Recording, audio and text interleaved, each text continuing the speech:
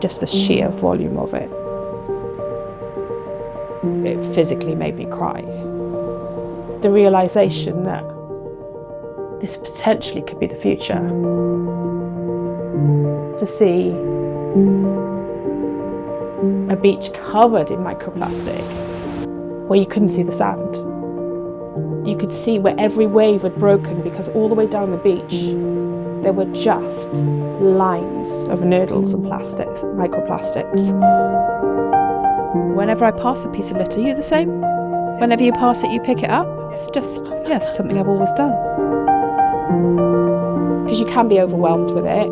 It is just to realise that what you've taken off is not there tomorrow. It's been taken out of that environment, and that's a really good feeling.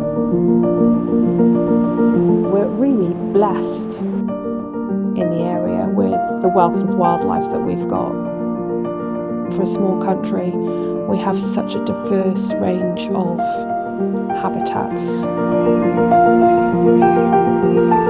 Not covered in plastic, not covered in litter. To never be in a situation where you think walking through rubbish is the norm and acceptable. I'd hate for that to happen. I really would.